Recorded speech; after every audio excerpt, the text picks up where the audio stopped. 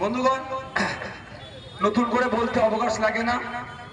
আমরা এখানে উপস্থিত হয়েছি আমাদের প্রার্থী তথা আক্তার রহমান বিশ্বাসের সমর্থনে, তার হয়ে ভোট চাইতে এসেছি। আমাদের বক্তব্য আমরা রাখব।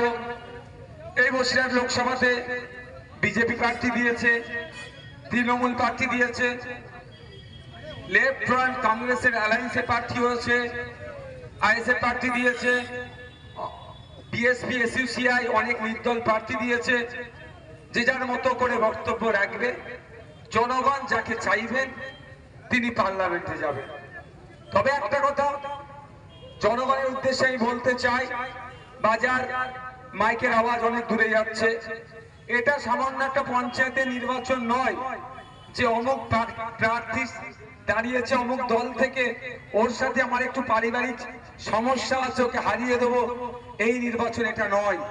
এই নির্বাচনটা নির্ভর করছে আগামী 5 বছর দেশ কিভাবে এগিয়ে যাবে, দেশের জনগণ কিভাবে ভালো থাকবে, দেশের জনগণের হাতে কিভাবে টাকা আসবে, মানুষের অধিকার কিভাবে সুনিশ্চিত হবে।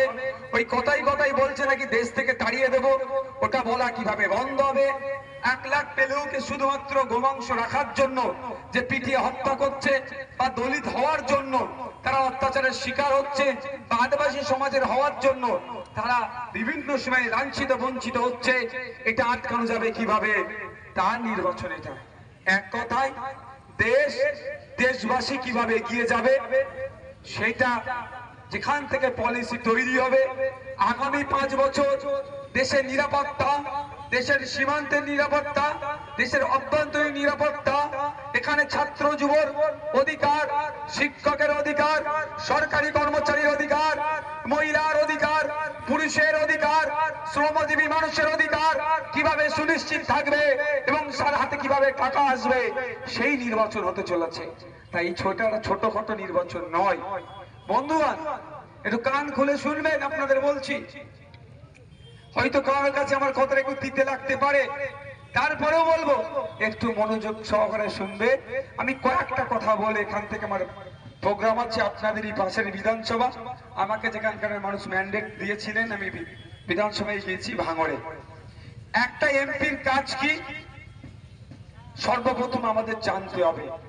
একটা এমপির কাজ হচ্ছে তার নির্বাচনী ক্ষেত্রে মানুষের চাওয়া পাওয়া, অভাব অভিযোগ যেগুলো আছে সেগুলো পার্লামেন্টে উত্থাপন করা। পার্লামেন্টে উত্থাপন করে কনসার্ন ডিপার্টমেন্টাল না, কারণ যে রাজ্যে চাকরি চুরি হয়, যে রাজ্যে শিক্ষা চুরি হয়, সেই রাজ্যে কি করে আশা করবেন যে আপনার ছেলে আপনাকে দুবেলা দুমুঠো খেতে দেবে? কারণ আপনি যে কৃষক, অনেক স্বপ্ন নিয়ে আপনার ছেলেটাকে উচ্চ শিক্ষায় শিক্ষিত করেছেন, কিন্তু আপনি যে গরিব 7 লক্ষ টাকা ঘুষ দিতে পারবেন না, তার জন্য আপনার ঘরের ছেলেটাকে চাকরি হবে না। আজকে আমাদের রাজ্যে যে বাচ্চা মিড ডে মিলের খাবারটা পর্যন্ত চুরি হচ্ছে।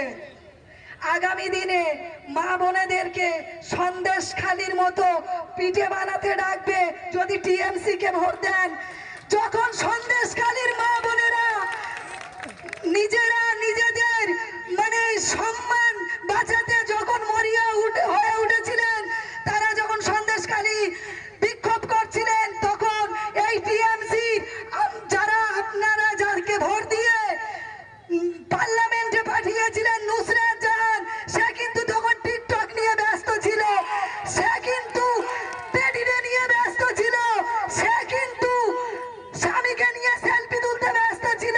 সন্দেশখালীর মা বোনেদের আহাজারিটা শুনতে আসেনি, কারণ সন্দেশখালীর মা বোনেদের আমাদের রাজ্যের মাননীয় মুখ্যমন্ত্রী নিজে বলেছিলেন যারা প্রতিবাদ করেছে তারা বহিরাগত।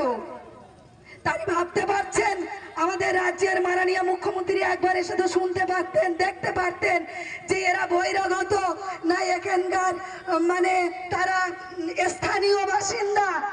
কিন্তু আগামী দিনে যদি এই জোড়া ফুল কিন্তু ভোট দেন, যদি বিজেপিকে ভোট দেন, তাহলে আগামী দিনে এই নুসরাত যেমন টিকটক নিয়ে ব্যস্ত, এই হাজি নুরুলকে দাঁড় করিয়ে সে কিন্তু এই বসিরহাট লোকসভাবাসীর জন্য আমার মনে হয় না পার্লামেন্টে গিয়ে কথা বলবে। তাই আগামী দিনে আমাদের ভাইজানের মনোনীয় প্রার্থী আক্তার রহমান বিশ্বাসকে 1 জুলাই খামচিহ্নেই ভোট দিয়ে বিপুল ভোটে আপনারা জয়যুক্ত করবেন, যাতে বসিরহাট লোকসভাবাসীর জন্য আক্তার রহমান বিশ্বাস গিয়ে তাদের সুখ দুঃখের কথাটা তুলে ধরতে পারে। আমি বেশি কিছু বলবো না, ভাইজান আছে, সংক্ষেপে ছেড়ে দিলাম। আমি আরো একবার সবাইকে স্বাধীনতা সংগ্রামী অভিনন্দন জানিয়ে